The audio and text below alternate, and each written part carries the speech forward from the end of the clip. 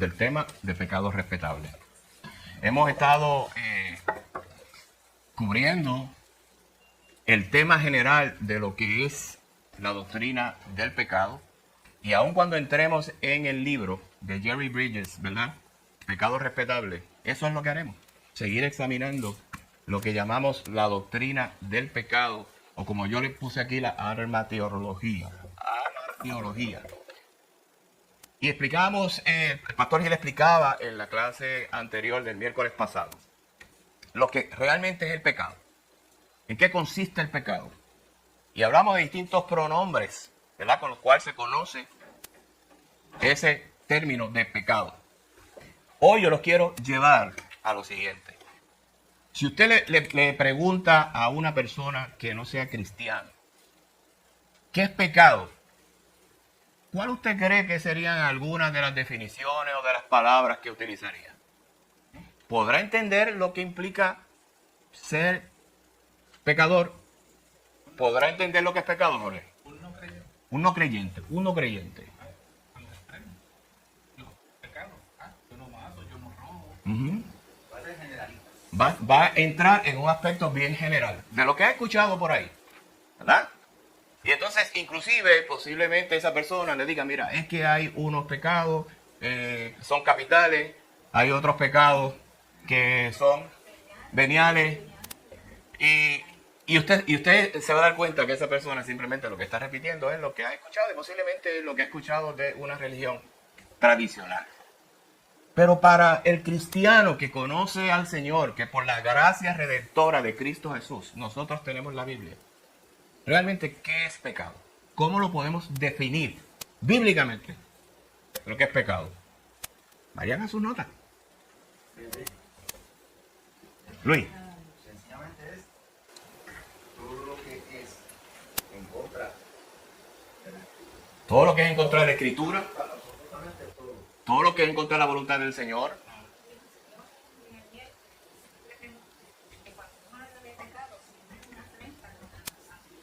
Ajá. Es una afrenta contra la santidad de Dios, es un atentado contra la santidad de Dios.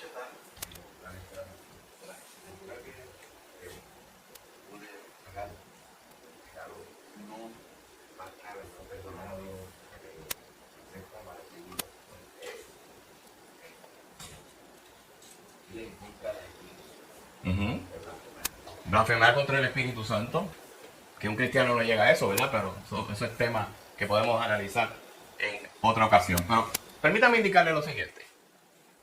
¿Podemos ver el pecado como un gran problema? Sí. Ahora, cuando el mundo habla de problemas y habla de los grandes problemas que tiene nuestra sociedad, habla de pecado. Habla de ofensa a Dios. Habla de ofensa a su palabra. No, ¿cómo realmente el mundo podría definir los problemas fundamentales con los cuales, como ciudadanos de un país, como sociedad, todos tenemos? Y estamos en un buen momento para definir cuáles son, porque los estamos escuchando todos los días por ahí de distintas maneras. ¿Cuáles son los problemas de la sociedad? Engaño, pero en términos de issues sociales. Corrupción. Me gusta esta palabra porque lo vamos a traer al plano espiritual. Corrupción. Bien amplia. Problemas de delincuencia. Problemas de criminalidad. Problemas económicos. O sea, los maltratos. Observen en qué está enfocado la sociedad. En problemas que estamos viviendo porque precisamente ese es el conocimiento y esa es la ley que hay en el mundo. Pero cuando nosotros vamos a la raíz de cada uno de esos problemas, si cogiéramos un economista, cogiéramos un político y le dijéramos, mire, enumere cuáles son los problemas sociales de este país, un sociólogo, usted se va a dar cuenta que cualquiera que ellos mencionen, la raíz de ese problema es el significado de pecado que nosotros le damos porque lo dice la palabra del Señor. Vamos a ver si me van entendiendo. Cualquier problema que usted ponga aquí, mire, me dieron corrupción. ¿Acaso la corrupción que estamos viviendo no se debe por casualidad a la corrupción espiritual del ser humano? Tenemos problemas económicos, tenemos problemas de criminalidad, tenemos problemas de delincuencia. ¿Acaso no se debe como una consecuencia fundamental del pecado? Así que realmente la definición correcta de lo que es un problema social lo tenemos los cristianos. Nosotros no tenemos ninguna dificultad en decir cuál es el problema, cuál es la raíz de todos esos problemas, que es el pecado. Es el problema moral. Ahora, ¿ustedes recuerdan los círculos que hizo el pastor Gil en la clase anterior?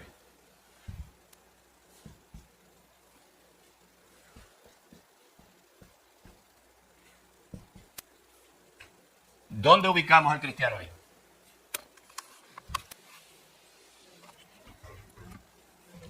En el primer círculo. ¿Y por qué no en el segundo?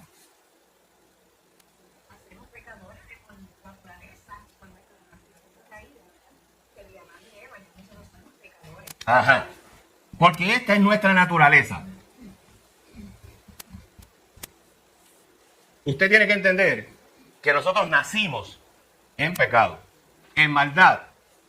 He sido formado. Eso viene ¿desde cuándo? De la creación, pero de nacimiento. Eso es un mal que viene de nacimiento. Ok, lo que hay que nacer para entrar aquí.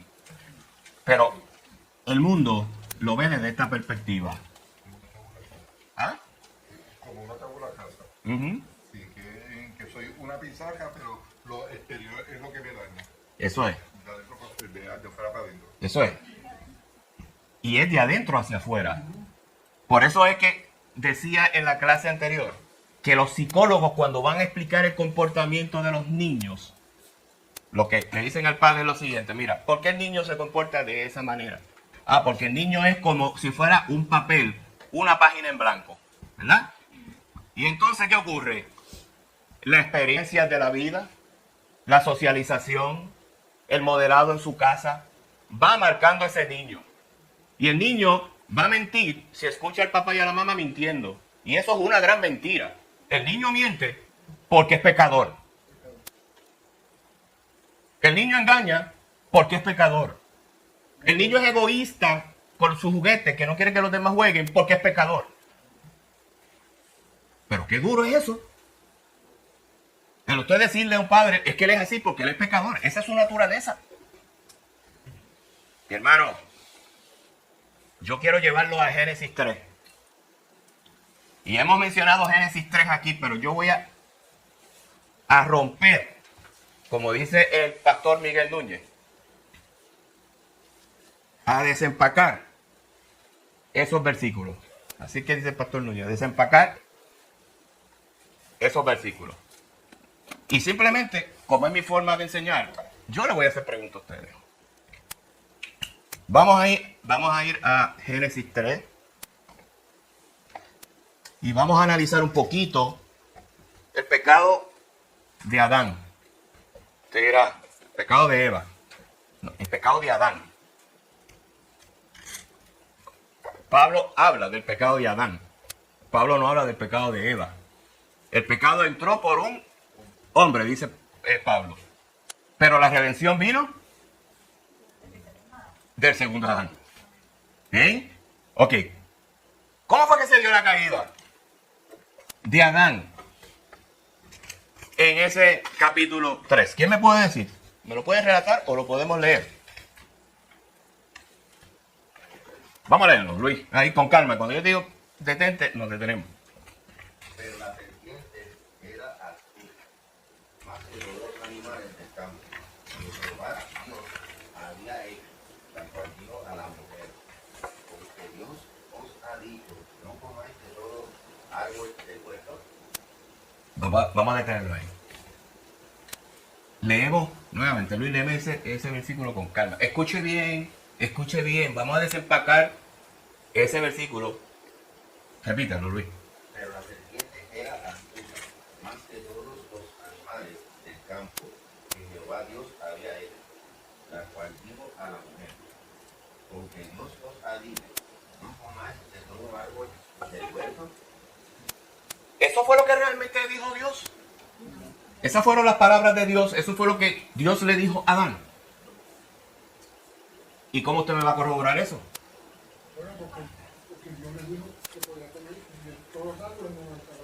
Ok. Esa es la forma correcta de usted inmediatamente aclarar esto. Vamos al 2.17. Al 2.17.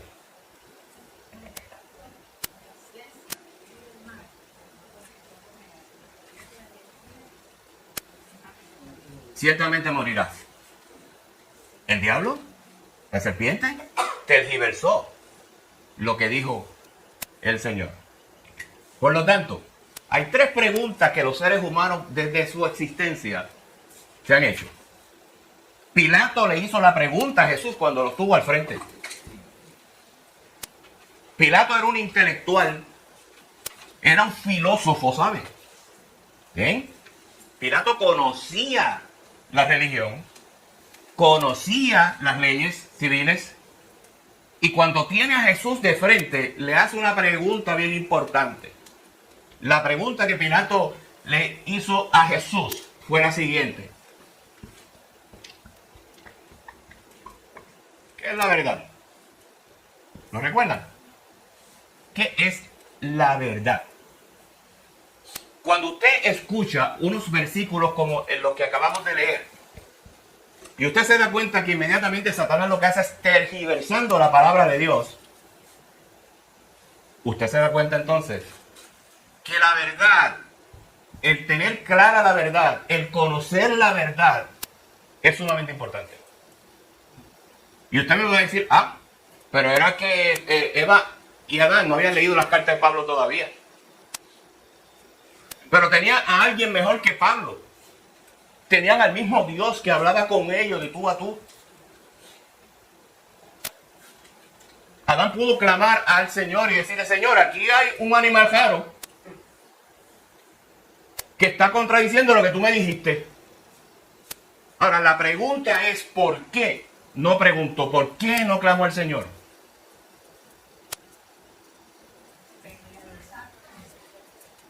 Aquí tenemos unos problemas graves. El hombre se cree sabio en su propia, dice el proverbio, opinión.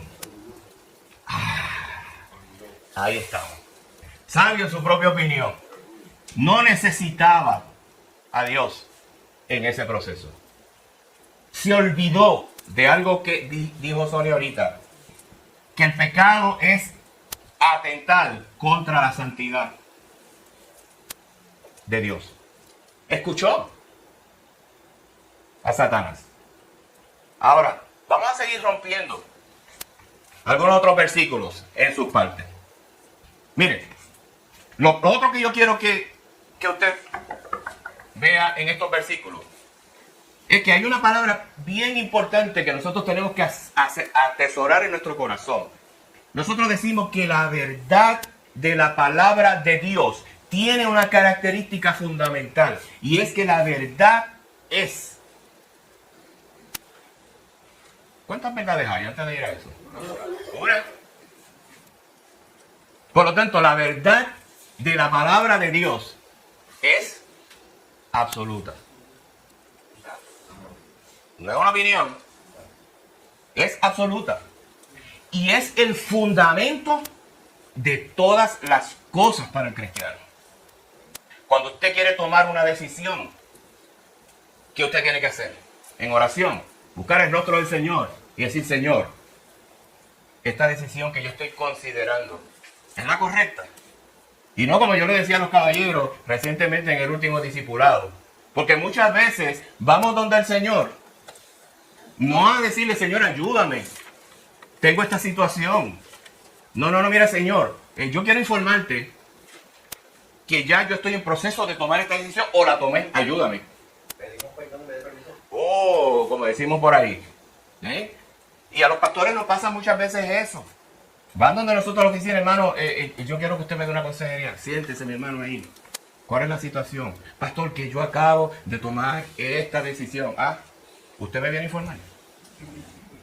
o viene para que yo le ayude a orar y vayamos a la palabra del Señor y veamos las alternativas, a ver si esos son los principios. Y esto lo cometen mucho, la gente como está enamorada. O sea, se enamoran de esa manera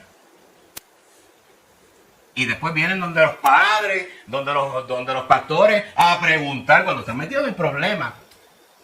¿Sí? Y es como el adulto soltero. El próximo tema que vamos a hablarles de soltería. Es como el adulto soltero. O sea, mire, el mejor estatus es el de soltero. Escuche bien. No se enojen conmigo. Eso lo dice Pablo. Pero ¿qué ocurre? Los solteros no quieren estar solos. Y entonces le dicen al Señor, Señor, tárdate un poquito, no venga. Ven después que yo me case. Y después que están casados le dice, Señor, ven pronto. O sea, porque esa es la situación.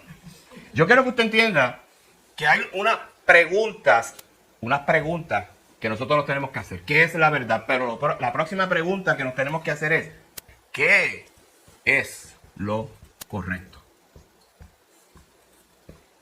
Y Adán falló en eso también. ¿Qué es lo correcto? ¿Qué tenía que hacer Adán hablando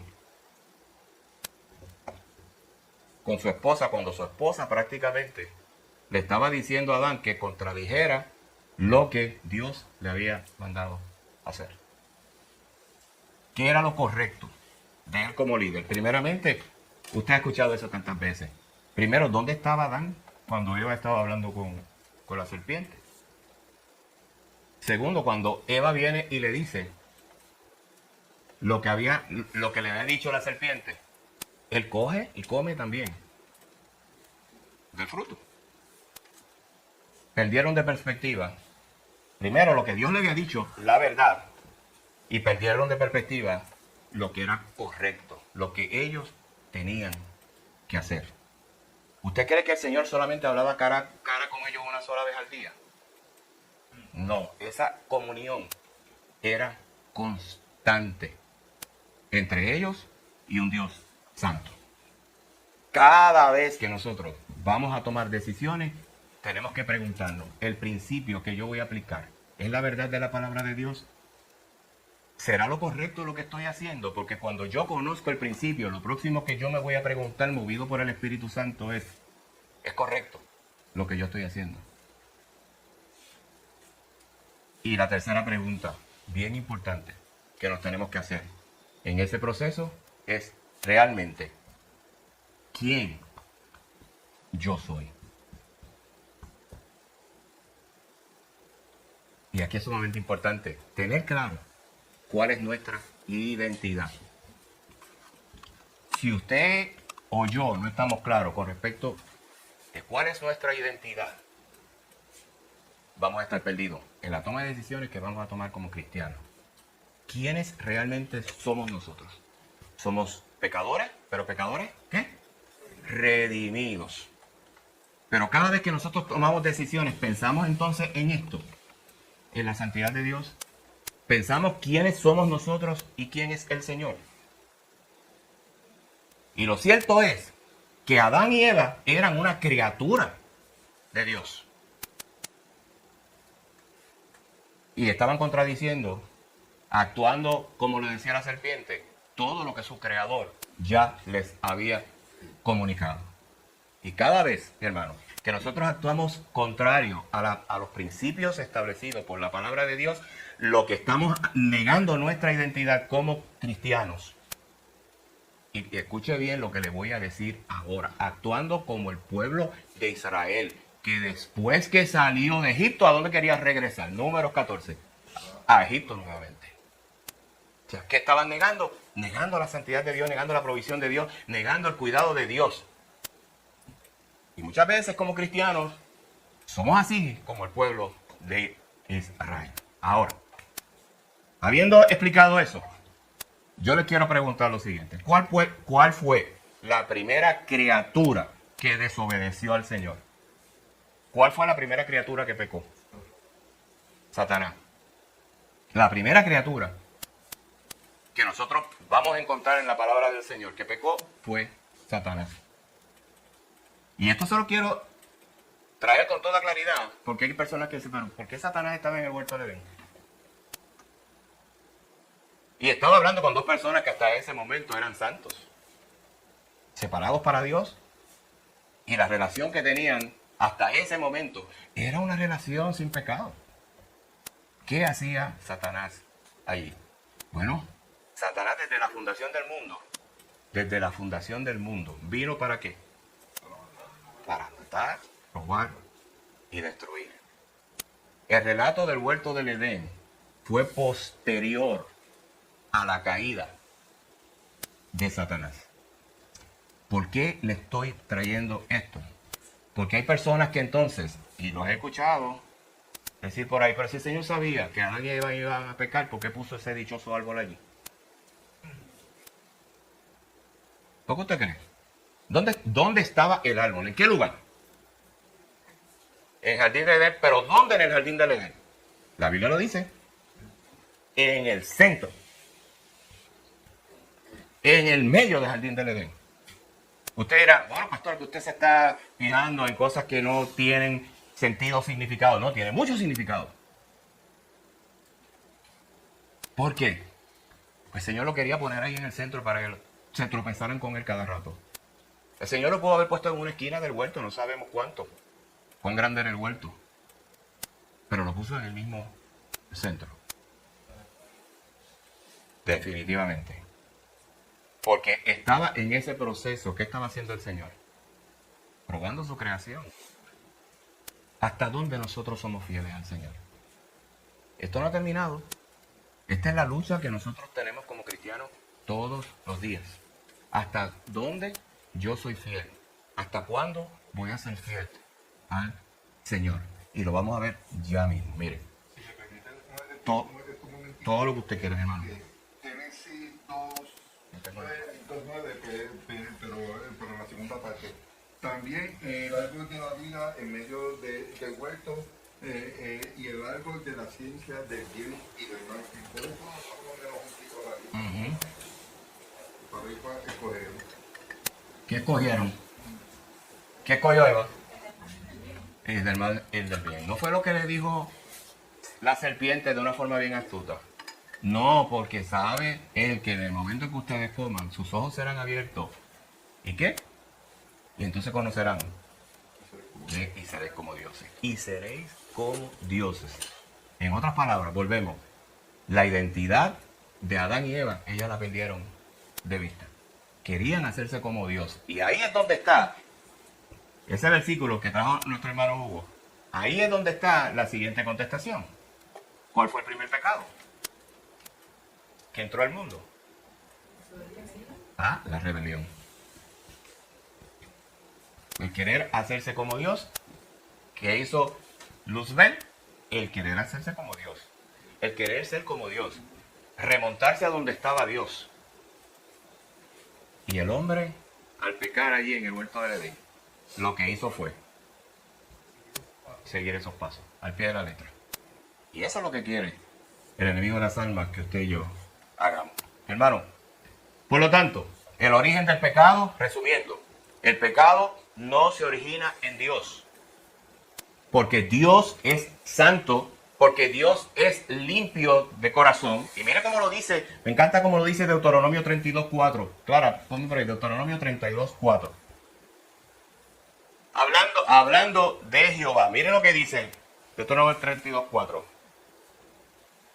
Él es la roca, cuya obra es perfecta, porque todos sus caminos son rectitud, Dios de verdad, y sin ninguna iniquidad en él.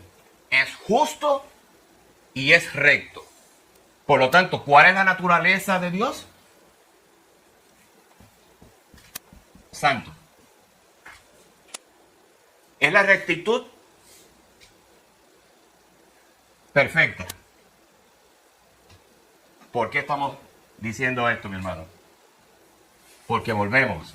He escuchado muchas doctrinas por ahí que establecen para justificar el proceder del ser humano que Dios realmente no es un Dios santo. ¿Ustedes escucharon a la misionera Lilian cuando vino aquí? ¿Qué creían, por ejemplo, qué creen los musulmanes de Jesús? Que no es Dios. Que Dios definitivamente no tiene hijos. Y lo que creen es que Jesús simplemente es un profeta. Un profeta. Buena enseñanza, pero que no es Dios, que no es divino tampoco, que no murió en la cruz del Calvario. Porque entonces estamos señalando esto. Dios es santo y ya.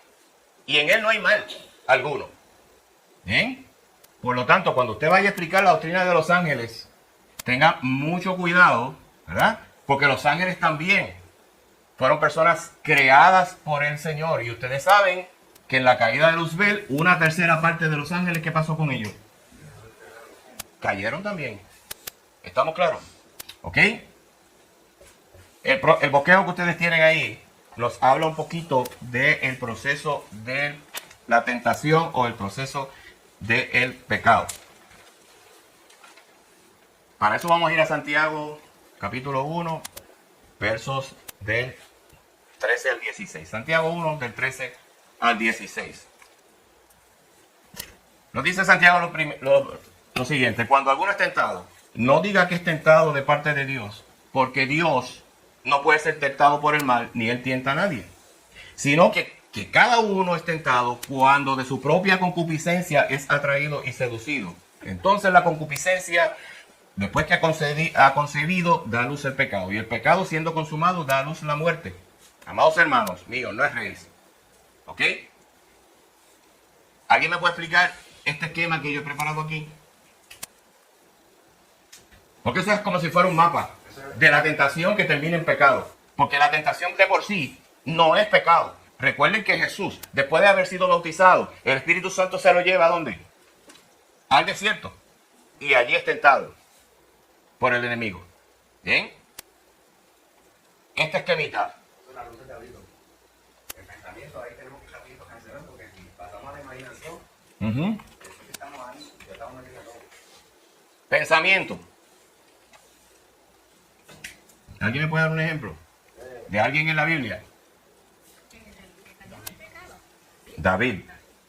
¿Qué pasó con David? La historia de David. ¿Dónde estaba David? ¿En qué momento estaba?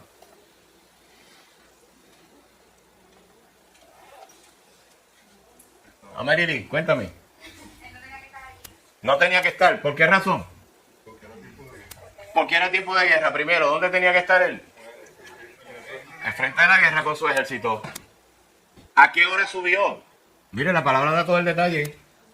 ¿A qué hora subió a la azotea? Ya casi al atardecer.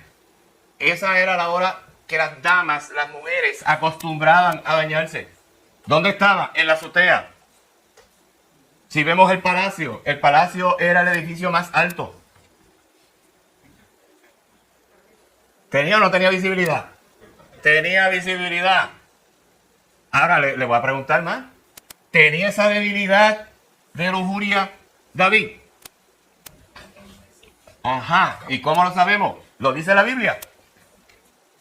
¿Se dan cuenta? Sí. David tenía un problema grave desde que estaba huyendo de Saúl. Y vamos a encontrar que mientras él huía de Saúl, ya David tenía más de una mujer. La ley ya había sido dada en los tiempos de David. Sí. Y la ley claramente establecía en su doctrina moral que Dios no respaldaba la poligamia. Vean lo que le estoy diciendo. Pensamiento. Subió a la azotea. ¿Y qué ocurre inmediatamente? Es interesante si usted supiera que desde el punto de vista endocrinólogo, de un endocrinólogo, cuando un hombre ve a una mujer, hay un proceso inmediatamente que se da, explicado por la esposa del doctor Miguel Núñez, que es endocrinóloga. Pensamiento. ¿Qué hacemos inmediatamente? Inmediatamente viene la imaginación. Oiga, la definición de pecado de Gruden, ¿cuánto la recuerdan? Wayne Gruden. Me parece que se la puso en el bosquejo, no sé. La definición de Gruden. Eso es. En hechos, actitudes o naturaleza. ¿Dónde se está dando esto? El pensamiento y la imaginación. ¿En la mente? ¿Se ha cometido el acto? No. Ya mismo vamos a eso. Ya mismo vamos a eso. Actitudes, vengan, actitudes. ¿Cuáles eran las actitudes de él? Él ya tenía ese problema. Sí, ya él tenía ese problema. Ahora, recordemos lo que Jesús dijo con respecto al adulterio. ¿Qué Jesús dijo del adulterio? Que con mirar para codiciarla en su corazón ya es adulterio. ¿Qué es eso? Actitudes. O sea, no hay que llegar al acto del adulterio. Es que ya el pensamiento, cuando lo llevamos al corazón, imaginación, inmediatamente ¿cuál es el próximo paso? El deseo. Quiero obtenerlo. Bien, mire cómo va ocurriendo esto. Le pasó a Eva y a Adán. Exactamente. Bien, el enemigo atacó su identidad. Pensamiento. ¿Qué pensó? Que podía ser igual a Dios. Bien. Se imaginó ya igual a Dios. ¿Cuál fue su deseo? Ser igual a Dios. Bien. Y entonces, ¿qué pasa inmediatamente? Cuando se dan estos primeros 3 procesos, Santiago lo dice ahí. Bien. Inmediatamente mi voluntad se va a ver impactada. Bien. Y una vez yo inmediatamente lo llevo ante la voluntad, que es mi mente, mi corazón. ¿Qué ocurrió? Ahí viene la decisión. ¿Bien? ¿Por qué? Porque ya está aquí. Ya quiero incurrir, tomar la decisión. Inmediatamente entramos en la decisión. Ahora viene este problema para el cristiano. El consentimiento. Usted tomó una decisión. ¿Y qué hace el Espíritu Santo? ¿Desde cuándo lo está inquietando? Desde acá. O sea, Santiago dice que desde que estamos aquí, ya usted tiene un Espíritu Santo inquietándolo. Filipenses, capítulo 4. Pablo dice que nos apartemos de todo lo que no sea aceptable, bueno, moral.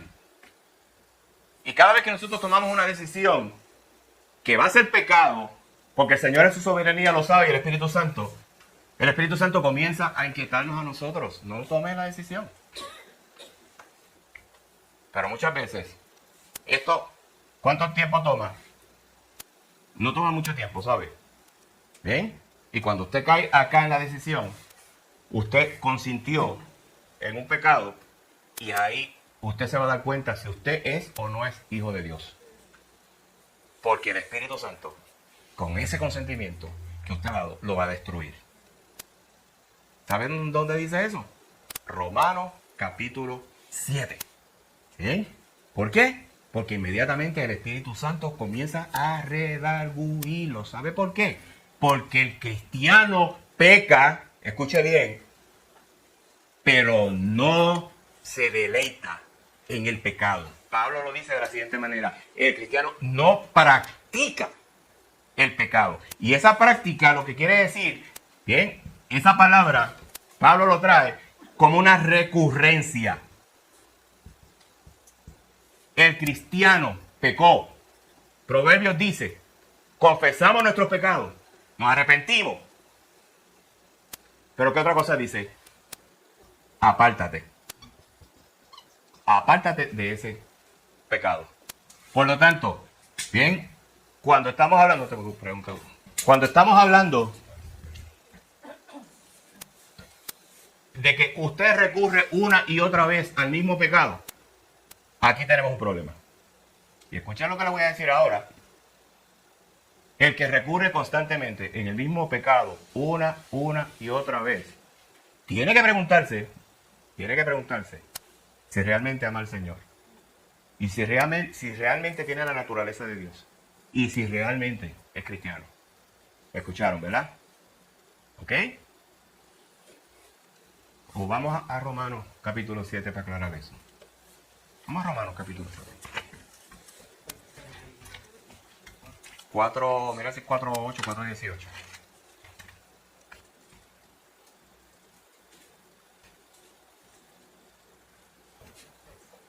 Sí, Romanos 7.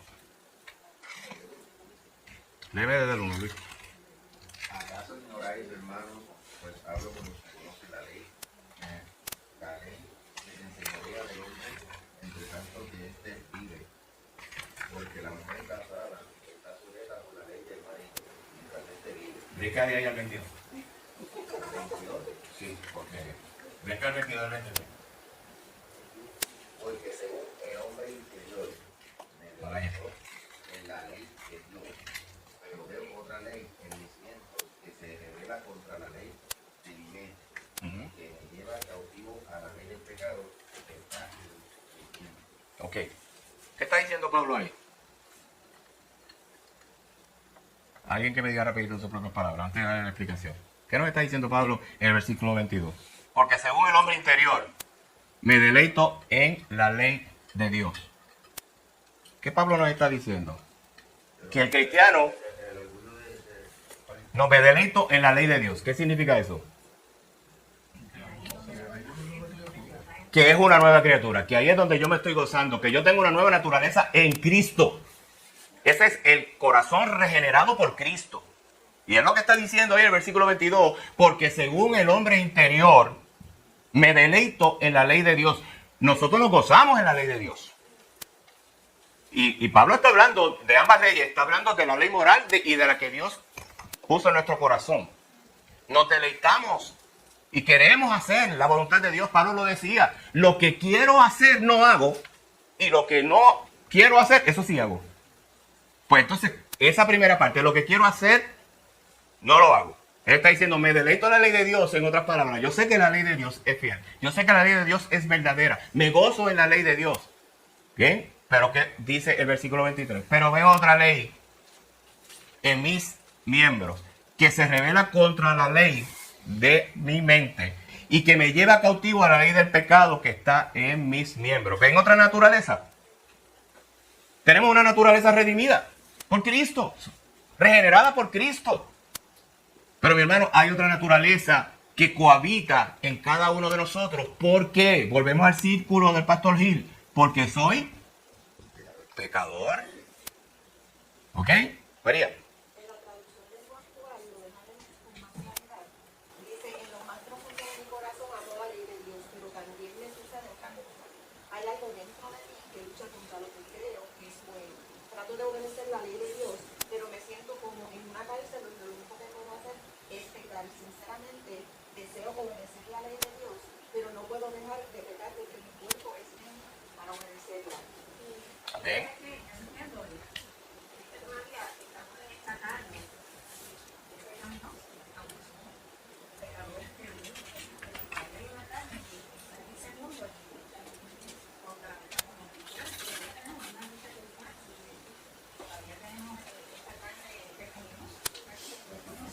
Ok.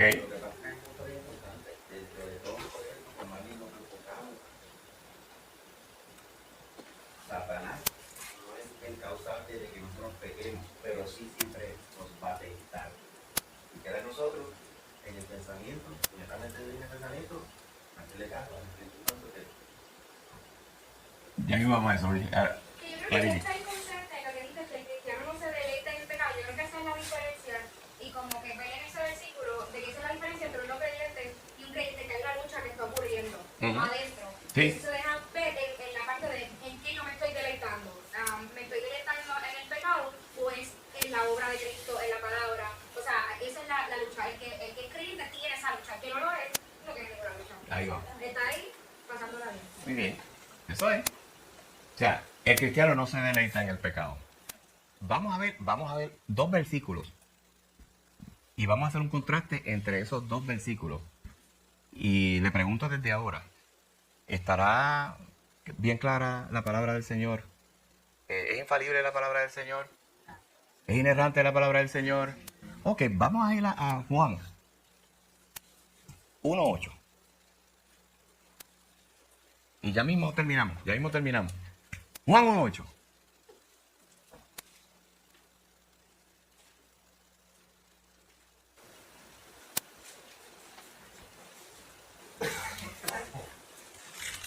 Juan 1:8. ¿Alguien me puede explicar ese versículo?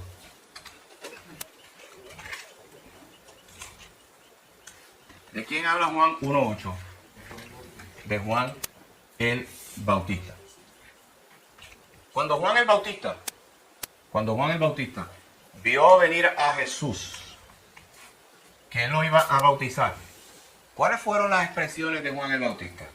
¿Cuántos lo recuerdan? Este es el Cordero de Dios que quita el pecado del mundo.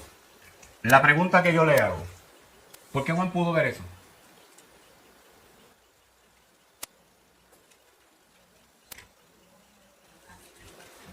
Ajá.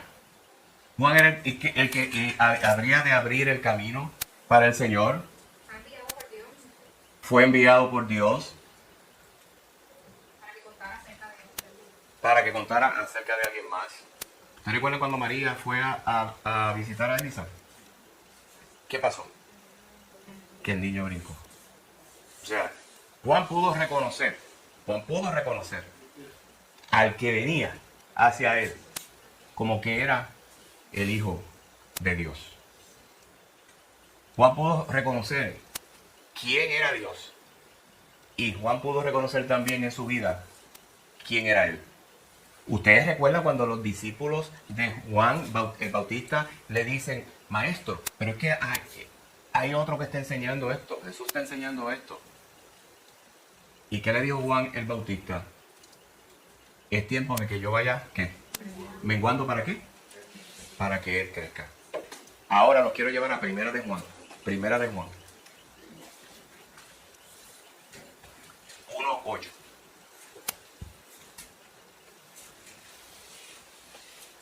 Primera de Juan 1:8. Vamos a ver si estamos claros con esto. Si decimos que no tenemos pecado, nos engañamos a nosotros mismos. Y la verdad, ¿qué? No está en nosotros. Vamos ahora a comparar ese versículo con Primera de Juan 3:9. Con Primera de Juan 3:9.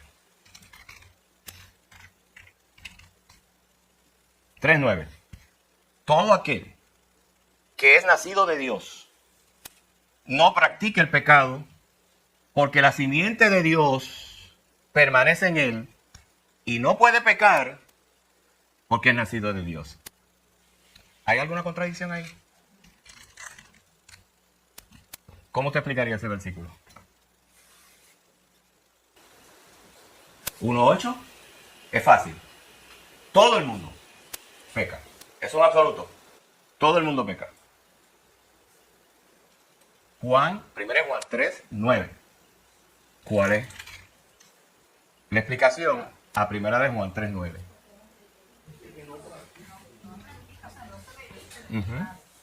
¿Por qué?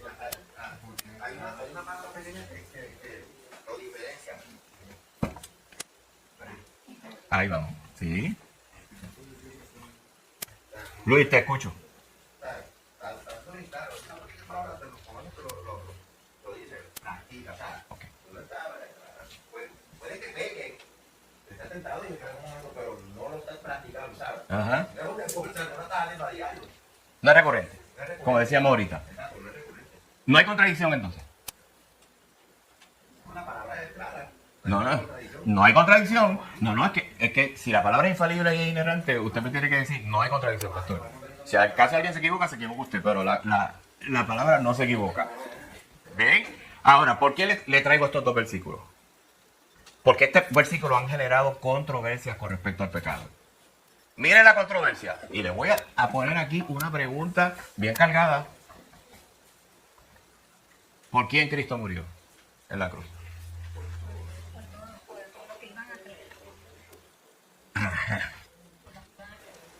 Iglesia, escuche bien. ¿Se da cuenta? Por eso es que yo hago preguntas. Vamos a Juan 3:16. Y usted dirá, pastor, se está desviando. No. Sigo hablando de pecado y de la doctrina de pecado. Pero los cristianos tenemos que estar seguros en lo que hemos creído.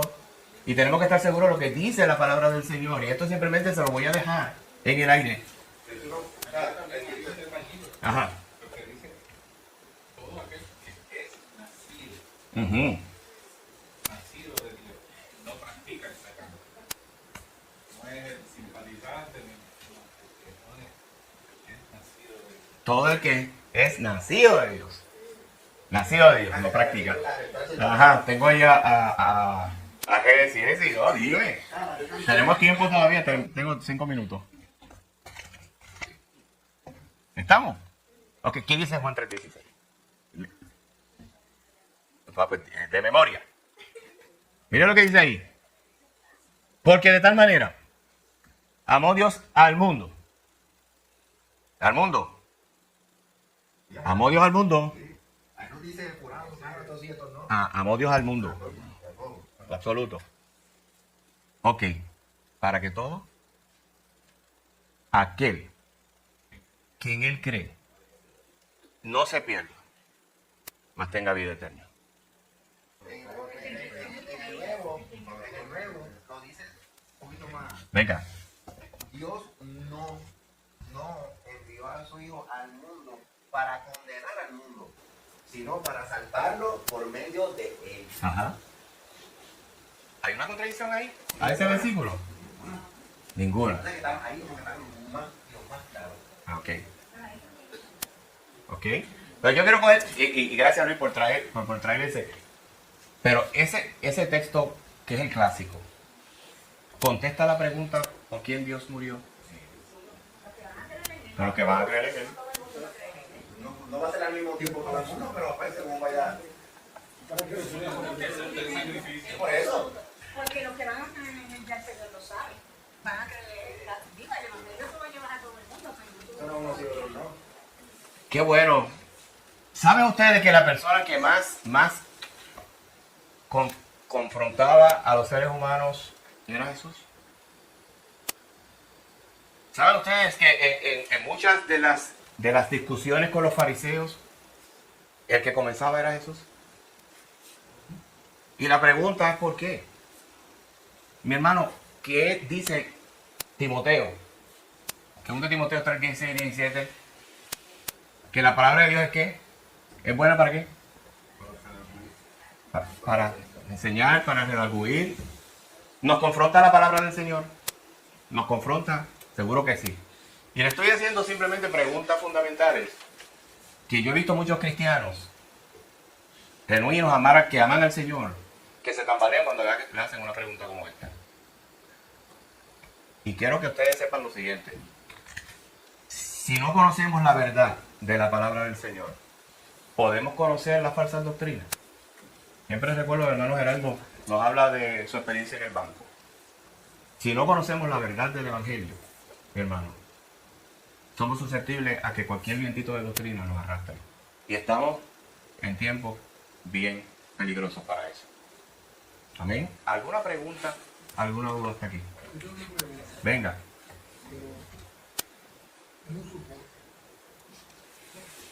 Cuando hablaba de la cadena, Génesis 3, Ajá. que Dios comió el fruto y le llevó a Adán. ¿Cómo hubiera quedado el mundo si Adán lo hubiera visto? Yo lo hubiera visto. Es una buena pregunta. Y tiene contestación bíblica también. O sea, si Adán le hubiese dicho, por ejemplo, a Eva, mira, tú fuiste la que pecaste. Eso es tu problema. Oiga, junto al atributo de santidad, encontramos un atributo de justicia. ¿Ok? Nos olvidamos muchas veces que Dios pudo haber cogido a Eva y haberla fulminado allí mismo. ¿Me va siguiendo? Y al Adán pecar también, allí pudo haberlo fulminado. Y Dios es soberano. Y comenzar de nuevo. ¿Quién es el creador? Dios. ¿Y qué podía hacer Dios? No sabemos. Pero al conocer los atributos de Dios, que Dios es soberano, que Dios es omnipotente, no sabemos.